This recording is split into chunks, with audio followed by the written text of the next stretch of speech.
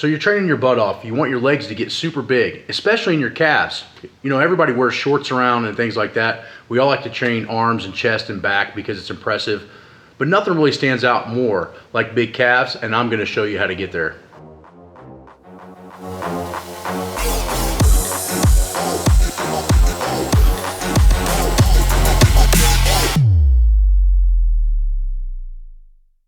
So one of the reasons I think that I'm an expert in calves is because I probably had the worst cards ever dealt for me. At 6 years old, I was out riding my bicycle, and if you've read my manual, you'll know this, that I got hit by a car going about 50 miles an hour and drug under the car, breaking my legs in multiple places. This is actually one of the casts that I actually wore while I was in a wheelchair. And as you can see, the calf muscle is not really that big. Now, obviously, I'm only 6 years old, but you could imagine what my legs look like out of these casts. My legs were very, very frail and very weak. Now, what got me to want to go train calves is because where my fractures were in my legs actually caused severe amounts of pain because I had compound fractures. The bones have come out of the skin and through the muscle, and tons of scar tissue, which made it nearly impossible and insanely painful to run. So being a semi-smart kid at 12 years old, wanting to play 7th grade football, I started to train my calves, and that's when my calf quest began to make them big and strong. So let's take a look at this leg. So as you can see here, this little V scar is where the bones actually came through my calf muscle. And then these hole pins right here is where I had stainless pins put all the way through my legs for almost an entire year to heal this bone. This bone was actually broke downwards and across. So it was splintered like a tree trunk, almost losing this leg. So in 7th grade or 6th grade, when I was getting ready to play 7th grade football, I told myself I'm gonna have to get my calves stronger and thicker and less painless or less painful to be able to go play football. So football was kind of the start of all of my lifting endeavors. But the calves were way behind everything else in the beginning because of its ability or lack of sitting in a wheelchair and doing nothing for almost an entire year, and then the rehab with that was almost 2 years. So we shot a previous video, and if you can, go back and watch. And we talk about tempos. And tempos are really good for obviously various changes in how you do your rep schemes. But tempos are immensely important for calf training. So when you're doing calves, make sure that it's slow, constant, and controlled. You do not want to use a bouncing type motion for calves. You can use tons of weight, but you're not going to build any muscle. So what I first started to learn with calves was I had to slow everything down, do lots of pausing and lots of tempos in order for my calves to grow. So your normal gym person is going to get in this calf machine and they're going to go down and up, and you're going to see it look like this. This right here is not really doing a whole lot. Now, if I pause at the bottom for 1, 2, and then come up and pause 1, 2, and then down 1, 2, and then up 1, 2. Now I'm getting a big stretch and a massive contraction, and I can't use as much stretch reflex, which is going to make the muscle work way, way harder. So that's one big trick, is use pauses both at the top and at the bottom to increase muscle size while doing calves. So you're asking now, well, Matt, you're showing all these calf exercises on a seated calf machine. Why? Well, I'm here to tell you that about 65, maybe 75% of my calf training comes from a seated calf machine. And the reason is, I read an article a long time ago, can't remember how true it is or not, but I will tell you this, I don't have any knee problems, that the soleus muscle has a lot to do with your knee health. So the stronger and bigger that your soleus muscle is, theoretically, the more protected your knee can be. So I started to use a lot of seated calves because the seated calf actually hits the soleus a little bit harder than the gastroc.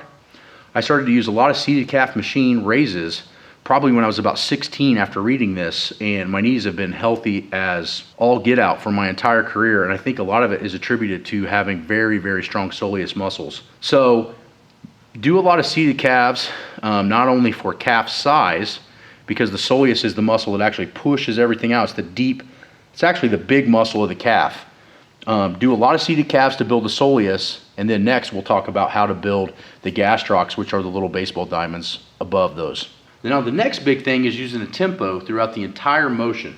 So when I take this out, the first thing I'm going to do is start at the top, and I'm going to go 3, 2, 1, pause, 1, 2, 3.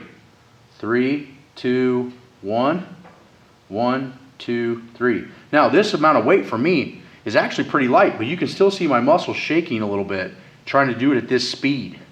So calf muscles really grow, in my opinion, from going insanely slow with long, drawn out contractions. Doing a set of 10 at this tempo is a long frickin' time to be under this even small amount of weight. So if we're figuring a 3 second down, 3 second up, that's 6 seconds per rep times 10 is a 60-second set. And that leads us to our next thing. A lot of times people count reps and sets, which is not wrong, but I find that calves really get built in 45 seconds to 1 minute. So whatever type of tempo stuff you're doing, keep your sets around 45 seconds to a minute and watch those muscles really grow. But as you can see, I'm using no real power. I'm not using any kind of bounce. Everything is slow and methodical. Calves get bigger by going slower. Now the next thing is doing some sort of a donkey calf raise, which is going to require you to stand and lean a little bit. This is what I like about my belt squat machine. It's not only used for squatting, obviously, but I've found that you have it very useful for building donkey calf raises, and a couple reasons. One, if you use a normal donkey calf raise machine, it's going to put the weight on your traps or on the top of your shoulders, which is also going to increase compression.